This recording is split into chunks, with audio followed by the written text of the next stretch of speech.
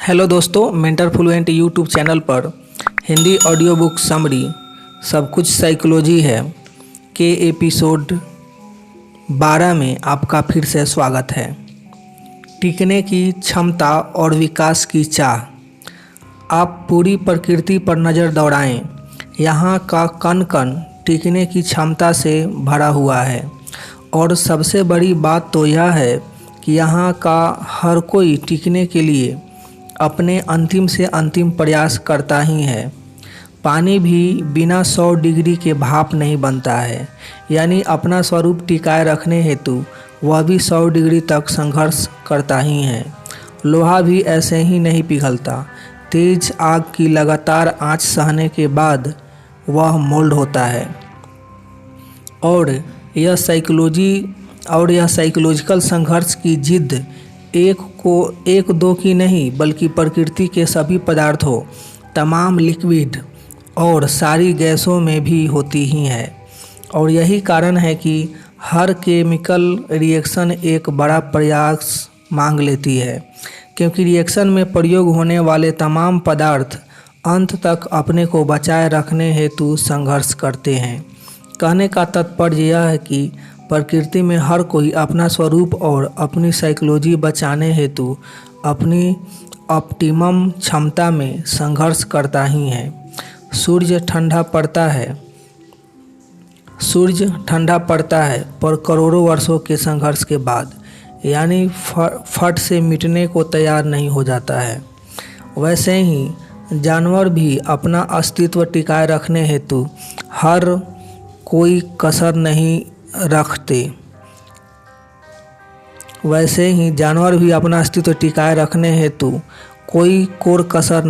छोड़ते। गाय हो या हिरन, शेर और बाघ का पूरा दम निकालकर ही पकड़ में आते हैं।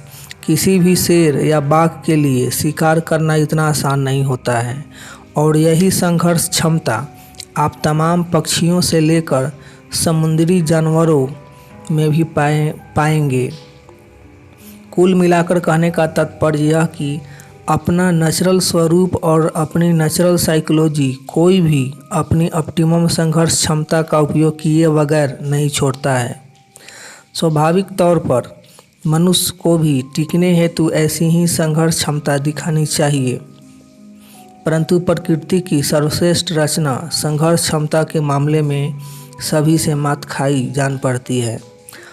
आप खुद ही देख लें, कितनी ही प्रचलित मुद्रा में क्यों न बैठे हों, पर जरा सा किसी ने छेड़ा नहीं कि प्रसन्नता गायब हुई नहीं।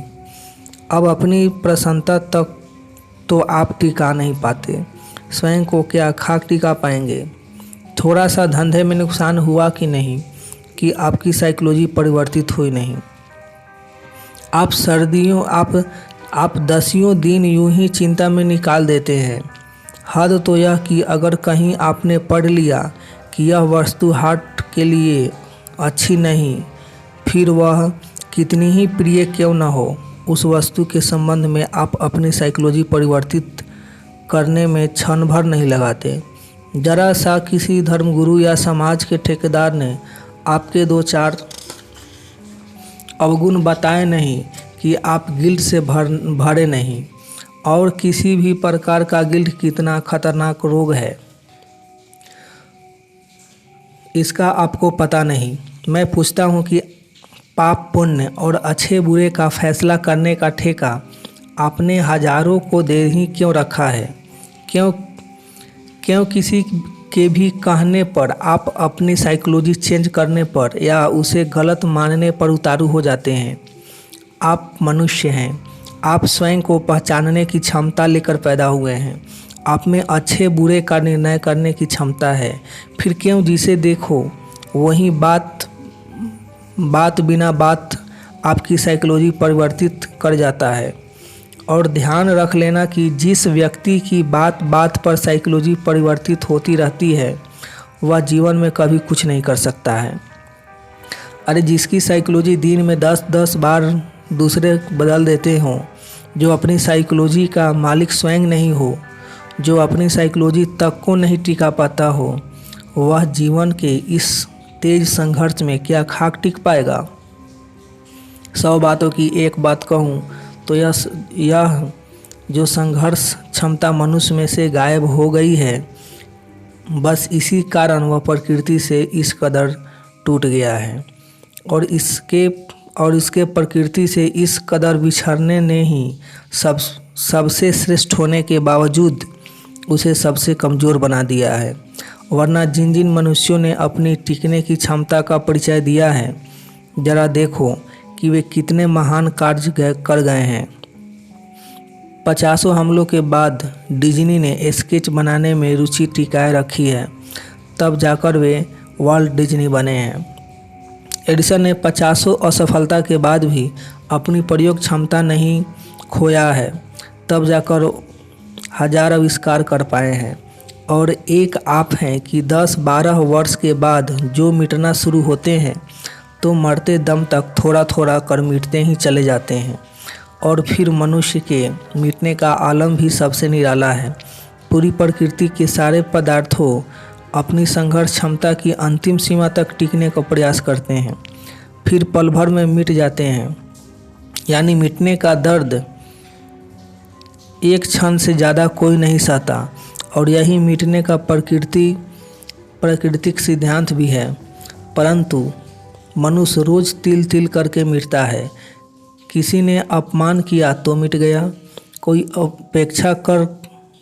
अपेक्षा पर खरा नहीं उतरा तो मिट गया, घर में कोई बीमार हुआ तो मिट गया, कोई रूठ गया तो मिट गया, और किसी से विवाद हो गया तो मिट गया, धंधे में नुकसान हुआ तो मिट गया, और किसी ने उसकी मान्यताओं या उसके धर्म को बुरा कहा तब तो पूरी तरह से मिट गया। यह तो और बड़ा कमाल है मनुष्य का। यानी अपने पे हुए हमलों से वो मरता ही मरता है। अपने धर्म, समाज, विचार या मान्यताओं पे होने वाले हमलों से भी वो मरता है। अब जिस मनुष्य को कुदरत के बाकी पदार्थों की तरह सिर्फ एक बार मरना था, वह दिन में 10 बार मरने लग गया। अब दिन में 10 बार मरने वाला क्या कर सकता है और क्या कर रहा है, यह समझाने की आपको आवश्यकता नहीं। मनुष्यों में व्याप्त दुख और असफलता सब कुछ बयान कर रही ही है। इन सबसे अलग आप यह समझने का प्रयास क्यों नहीं करते कि आप कोई नाम, जाति, शरीर या देश नहीं, बल्कि प्रकृति के अन्य पदार्थों की तरह एक साइकोलॉजी ही है, और आपका एकमात्र कर्तव्य अपनी साइकोलॉजी की रक्षा करना है। अब यह तो समझ लिया, पर अपनी साइकोलॉजी की रक्षा करे कैसे? बात बात पर प्रभावित होने की यह पुरानी आदत छोड़े कैसे? बस अब सीधे उसी पर आ रहा हूँ। और उस संदर्भ में सबसे प्रमुख बात यह है कि आपको प्रभावित होने से नहीं रोक रहा हूँ, बल्कि आप गलत जगह और गलत बातों से जो प्रभावित हो रहे हैं उस ओर इशारा कर रहा हूँ। आप यदि अपनी नेचुरल साइकोलॉजी में फिर स्थिर होना चाहते हैं तो आपको नेचर की कार्य पद्धति से प्रभावित होना है। आपको नेचर के तमाम गुणों को अपनाना है।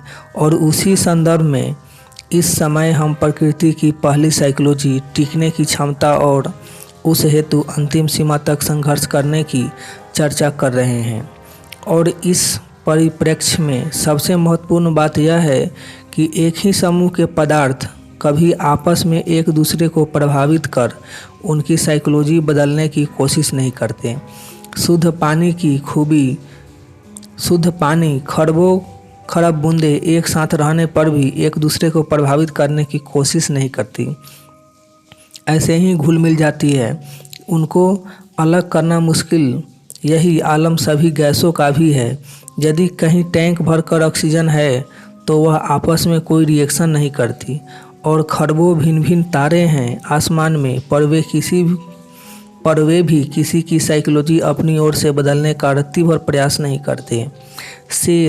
शेर से नहीं झगड़ता अपवादों को छोड़कर। जानवर हो या पक्षी या फिर मछलियां ही क्यों न हो, प्रेमपूर्ण झगड़ों को छोड़कर आपस में हिल मिल कर ही रहती हैं। यानी एक दूसरे की साइकोलॉजी परिवर्तन करने की कोई कोशिश नहीं करते। अब थोड़ा सा हम अपने में झांकें हम चौबीसों घंटे करते क्या हैं, एक दूसरे की साइकोलॉजी को प्रभावित करते रहते हैं। और इसका कारण स्पष्ट है कि चूँकि हम में से अधिकांश लोग अपनी नेचुरल साइकोलॉजी से भटक चुके हैं, इसलिए यह समस्या खड़ी हुई है। वरना नेचुरल साइकोलॉजी में स्थित मनुष्य तो पूरी तरह प्राकृतिक होना चाहिए था। उसे अपनी नेचुरल साइकोलॉजी के खिलाफ जाने की ज़रूरत ही कहाँ थी। जैसे प्रकृति की ओर से किसी की साइकोलॉजी बदलने की कोई ज़बरदस्ती नहीं, वैसे ही उसे भी अपनी या दूसरे की साइकोलॉजी बदलने की कोई ज़रूरत नहीं थी। परंतु चूँकि अधिकांश लोग कॉम्बिनेशन साइकोलॉजी से ग्रसित हैं, इसलिए मनुष्य में यह बीमारी पूरी तरह फैल गई है। लेकिन यह याद रख ही लें कि परिवार हो, ऑफिस हो या मित्रों का समूह हो, प्रसन्नता वहीं है जहां आपसी साइकोलॉजी बदलने की कोशिश नहीं है। खैर, यहाँ एक और बात समझ लें, मनुष्य भले ही अपनी नेचुरल साइकोलॉजी से भटक गया हो, लेकिन फिर भी वह जी तो किसी न किसी साइकोलॉजी में ही रहा है। और जो कुछ भी जिस मनुष्य की तमाम वर्तमान साइकोलॉजी है, वही आज की तारीख में उसकी नेचुरल साइकोलॉजी है। भले ही कॉम्बिनेशन साइकोलॉजी होने के कारण हर मनुष्य की अपनी भिन्न भिन्न साइकोलॉजियाँ हो गई हैं, परंतु अपने पूर्णता तो वह जो भी मनुष्य की अपनी भिन्न भिन्न साइकोलॉजी हो गई है, परंतु अपने पूर्णता तो वह जो भी और जैसा भी है, हर एक के लिए महत्वपूर्ण ही है और उसका हर मनुष्य द्वारा सम्मान होना ही चाहिए। यानी एक वाक्य में कहूँ तो अपनी साइकोलॉजी टिकाए रखना तथा दूसरे की साइकोलॉजी के साथ व्यर्थ की छेड़खानी नहीं करना ही मनुष्यता है और इसे ही अहिंसा कहते हैं। लेकिन दुर्भाग्य से अहिंसा जैसे शब्दों को भी शरीर के साथ जोड़कर उसे नीचे गिरा दिया गया है। खैर होगा, अभी तो आप यह समझ ले कि मनुष्य की साइकोलॉजी होती क्या है, तो उसका प्रेम, उसका क्रोध, उसकी मान्यताएं और उसकी इच्छाओं के जोड़ से बना हुआ उसका जो कुछ भी वर्तमान व्यक्तित्व होता है, वही उसकी साइकोलॉजी है। ऐसे में हर मनुष्य को अपनी इस साइकोलॉजी की रक्षा करने के साथ साथ उसे दूसरों की साइकोलॉजी टिकाए रखने में भी सहायता करनी चाहिए। और यदि मनुष्य ऐसा करे तो ही वह वापस अपनी नेचुरल साइकोलॉजी में स्थित हो सकता है। लेकिन हम करते क्या हैं? यही ना कि या तो अपने को सही और दूसरे को गलत मानते हैं, या फिर अपने को गलत और दूसरे को सही मानते हैं।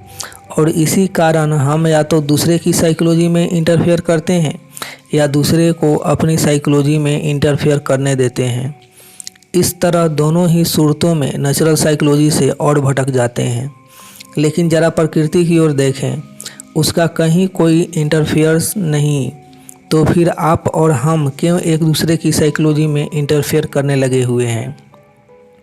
अरे दूसरे की अपनी साइकोलॉजी है और उसका गलत सही उसको भुगतना है और उसके गलत सही का निर्णय भी उसको ही करना है।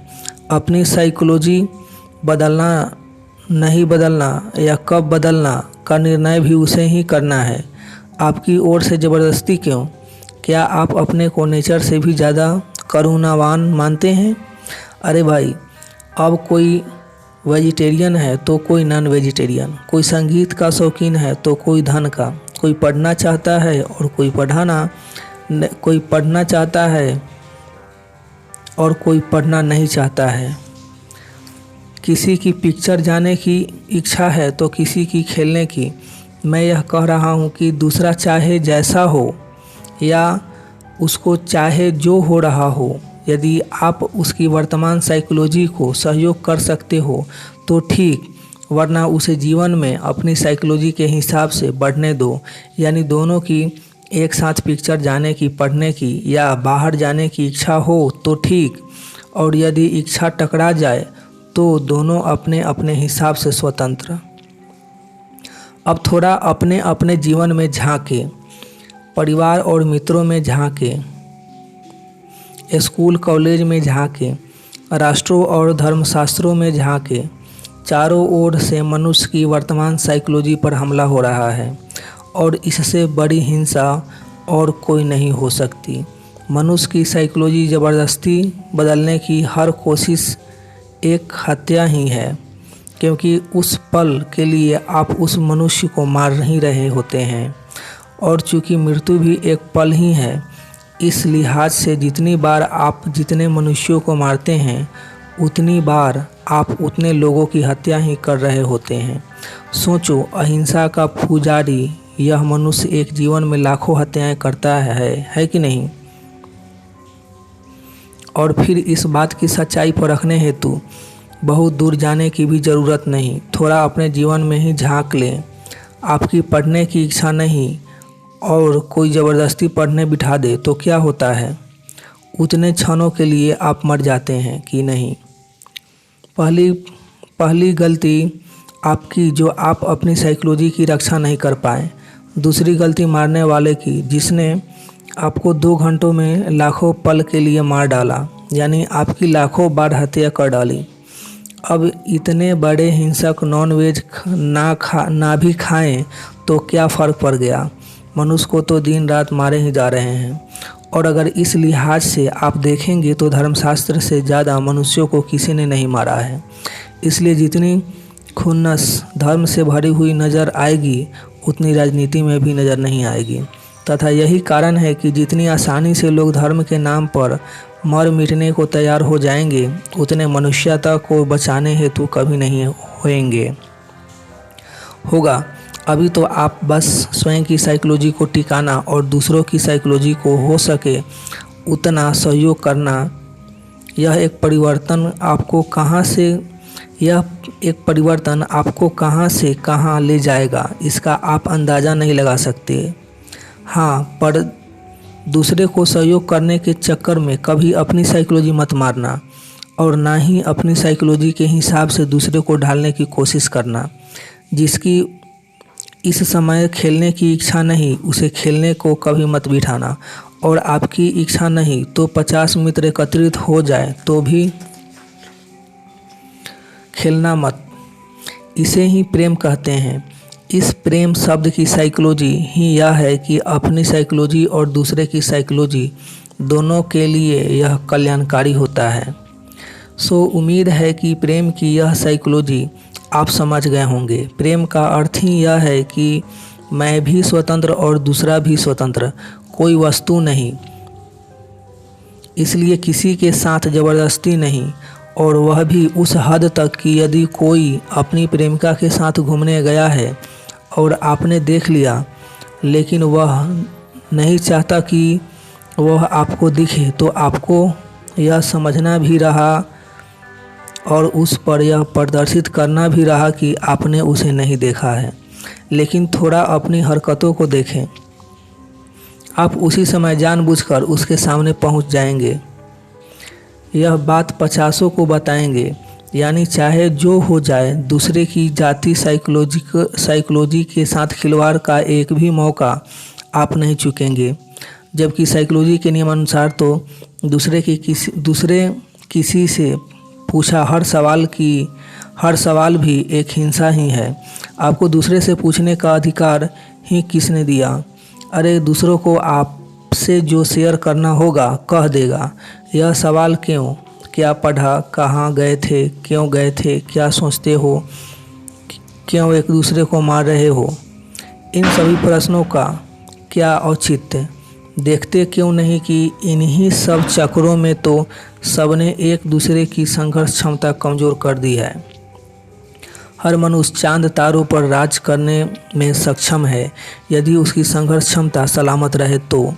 लेकिन यहाँ तो प्रकृति की साइकोलॉजी के उलट मनुष्य ही मनुष्य का दुश्मन पड़ा हुआ है। ऐसे में चांद तारे तो छोड़ो, उसके लिए तो धरती पर भी अपना अस्तित्व टिकाए रखना मुश्किल हो गया है। थोड़ा सोचो यह कि ऐसा कौन सा गलत कार्य है जो मनुष्य नहीं कर रहा है। चोरी, डाका, बदमाशी, झूठ, स्वार्थ, लेकिन फिर भी कुदरत हो या भगवान, नियम कहो या साइकोलॉजी, आपकी समझ से जिसे भी आप नियंता मानते हों, वह आपको कभी यह सब न करने हेतु समझाने आया?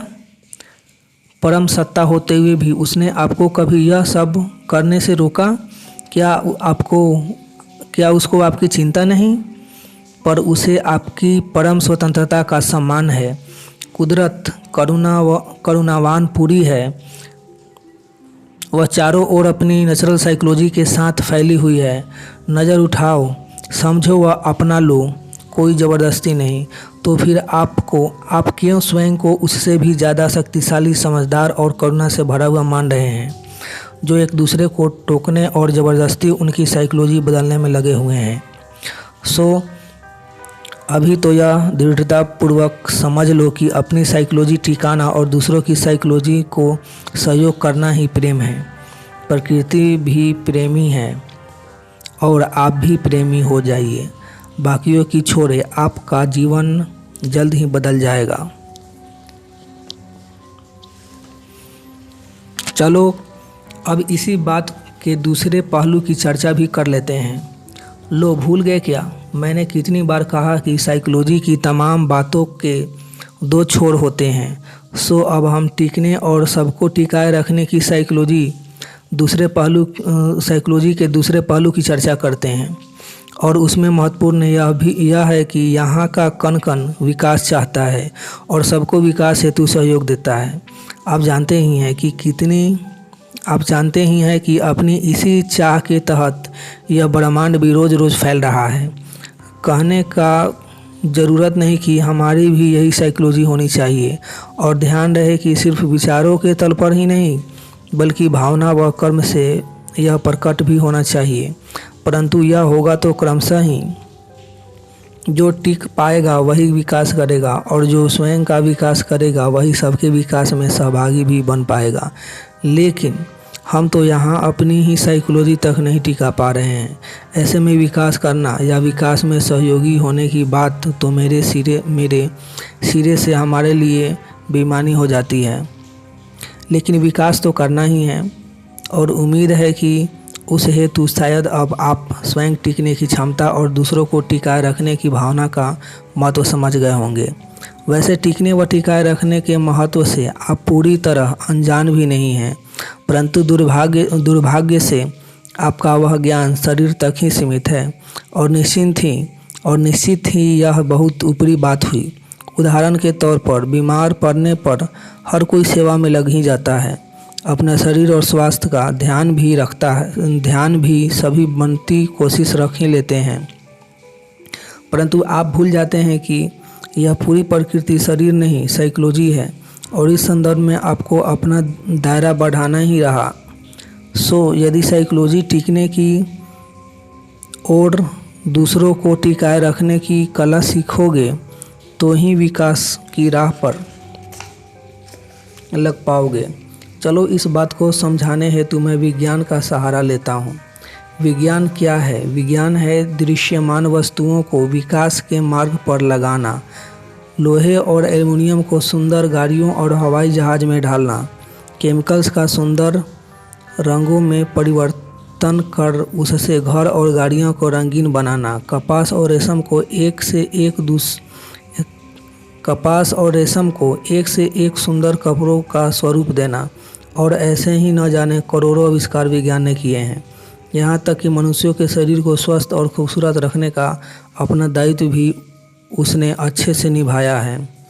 कह सकते हैं कि दृश्यमान जगत के कण कण को विज्ञान ने सफलतापूर्वक विकास के मार्ग पर लगाया है। परंतु मनुष्य की साइकोलॉजी एक अदृश्य वस्तु है, और वहाँ तक विज्ञान की पहुँच नहीं है। वही दिक्कत यह भी है कि मनुष्य वस्तु नहीं है, वह पूर्ण स्वतंत्र है। अतः उसके सहयोग और इच्छा के बगैर उसका साइकोलॉजिकल परिवर्तन नहीं किया जा सकता है। हालांकि इसके आगे की एक और दिक्कत कहूँ तो मनुष्य के साइकोलॉजिकल विकास की नींव भी वही रख सकता है जो स्वयं नेचुरल साइकोलॉजी में स्थित हो। और उसमें भी परेशानी कहूँ तो नेचुरल साइकोलॉजी में स्थित मनुष्य पहले ही कम होते हैं तथा उस पर उनकी कोई सुनता नहीं है।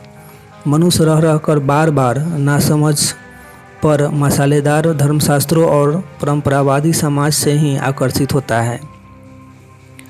और यह मैं आपको समझा ही चुका हूँ कि इनकी बातें एक तरफा नॉन साइकोलॉजिकल और ज़बरदस्ती वाली होती है। ये मनुष्य को अपनी साइकोलॉजी टिकाने की नहीं बल्कि उसे मारने और ज़बरदस्ती बदलने की शिक्षा देते हैं। अतः कृपा कर उस सबसे पहले नेचुरल साइकोलॉजी में स्थित मनुष्यों को पहचानें। इतिहास भी ऐसे हजारों मनुष्यों से भरा पड़ा है तथा आज भी ऐसे अनेकों जीवित हैं। उनकी सबसे बड़ी विशेषता यह कि वे किसी भी दबाव में अपनी साइकोलॉजी का मूल स्वरूप कभी नहीं बदलेंगे। इसी बात के कुछ ऐतिहासिक उदाहरण समझाना चाहें तो बताइए कि क्या कभी आपने क्राइस्ट, सोक्रेटिस, मीरा, कबीर या बुद्ध किसी को भी अपनी साइकोलॉजी का स्वरूप बदलते देखा? समाज और धर्मगुरुओं ने उनको दबाने को क्या कम प्रयास किए थे? क्या उन्हें कम सताया था? परंतु उन्होंने क्या कभी अपनी नेचुरल साइकोलॉजी के साथ कोई समझौता किया? बस ऐसा व्यक्ति ही विकास का उत्तराधिकारी होता है। और इन सब ने विकास की क्या ऊंचाइयां पाई है यह तो हम सबकी आंखों के सामने है ही।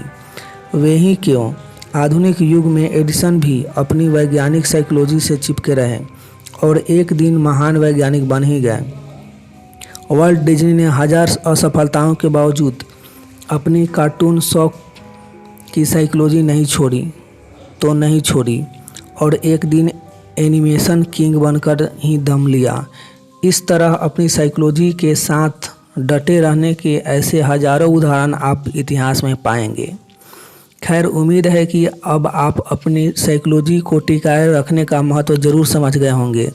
साथ ही यह भी जान ही गए होंगे कि साइकोलॉजी के तौर पर साइकोलॉजी के सारे तीर दो तरफा होते हैं, यानी जो जितना अपने को टिकाए रखने में रस दिखाएगा उतना ही उसका रस ऑटोमेटिकली दूसरों को टिकाने में भी जगेगा।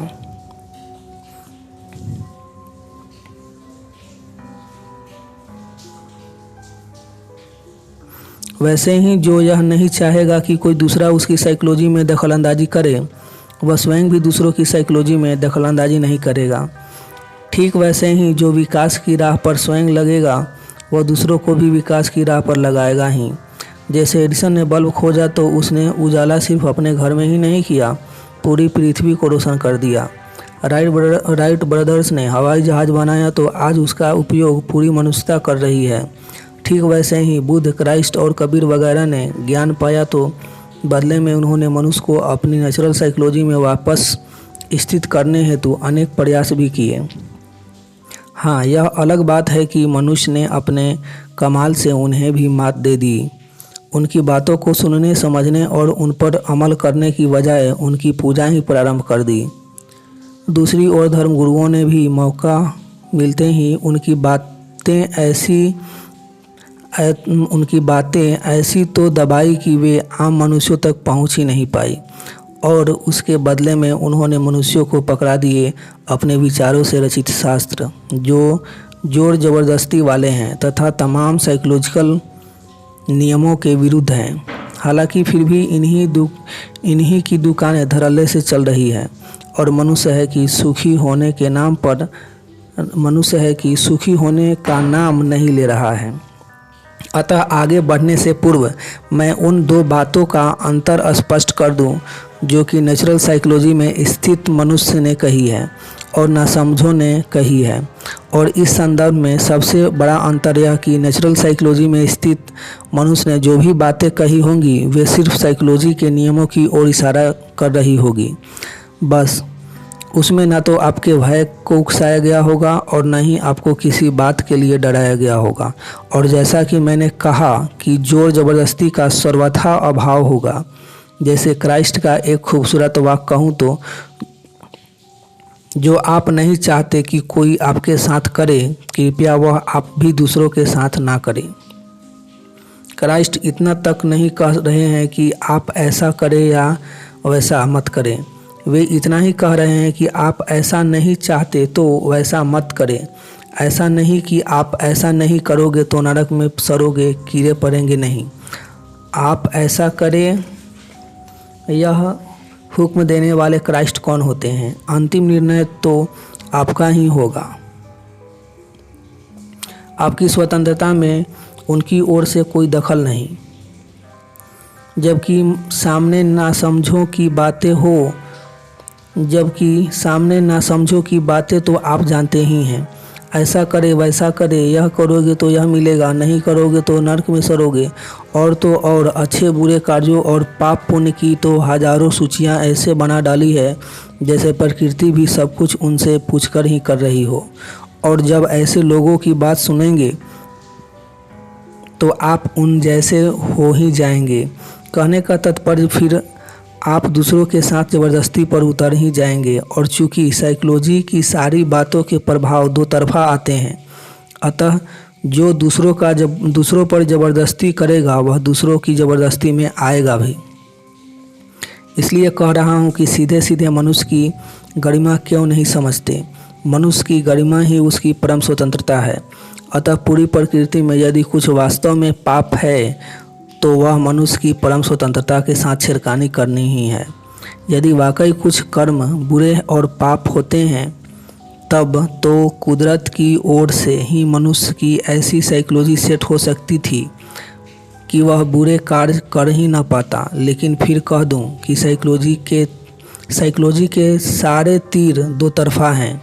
जिसे विनाश की सत्ता होगी उसमें ही उद्धार की शक्ति भी होगी। साइकोलॉजी में एक तरफा कभी कोई चीज़ संभव नहीं। इसलिए मनुष्य दोनों प्रकार की संभावनाओं से भरा हुआ है। पूरी प्रकृति में एक वही है जिसका पतन भी हो सकता है और इसलिए पूरी प्रकृति में एक वही है जिसका उद्धार भी हो सकता है। खैर, अब आप मनुष्य की साइकोलॉजिकल स्वतंत्रता का महत्व समझ ही गए होंगे। जब बुद्ध, क्राइस्ट या कबीर जैसे ज्ञानी उनसे इतना तक नहीं कह रहे हैं कि आप ऐसा करो, जब प्रकृति की ओर से उन पर किसी कर्म का कोई प्रतिबंध नहीं, तो फिर आप क्यों व्यर्थ की बातों में आकर अपनी ओर से दूसरे की साइकोलॉजी के साथ ज़बरदस्ती करने का तुले हुए हैं? समझते क्यों नहीं कि आप दूसरों की साइकोलॉजी के साथ ज़बरदस्ती कर अपनी साइकोलॉजी की रक्षा करने का सामर्थ्य भी नष्ट कर लेते हैं? और जब आप अपनी साइकोलॉजी की ही रक्षा नहीं कर सकते तो विकास की सोच ही कैसे सकते हैं? सीधी बात है, जिसमें अपनी साइकोलॉजी की रक्षा करने की ताकत नहीं, जिसके मन में कुदरत की सर्वश्रेष्ठ रचना, मनुष्य की परम स्वतंत्रता के प्रति सम्मान नहीं, वह विकास के झूठे सपने तो देख सकता है, परंतु मेरी बात ध्यान रख लेना कि वह वास्तव में विकास कभी नहीं कर सकता। सुधार हर एक में ज़रूरी है, लेकिन वे सुधार उसमें उसकी समझ और उसके अनुभव से आते हैं। आपके या किसी के कहने या जोर ज़बरदस्ती करने से वे कभी नहीं आते। अतः यह समझ ले कि साइकोलॉजी अच्छे के लिए, विकास के लिए बदलने की प्रशिक्षा अच्छे के लिए, विकास के लिए बदलने की शिक्षा दो ही लोग दे सकते हैं, एक कुदरत स्वयं व दूसरे उसके बंदे यानी महान साइकोलॉजिस्ट। क्योंकि दोनों की शिक्षा में न भय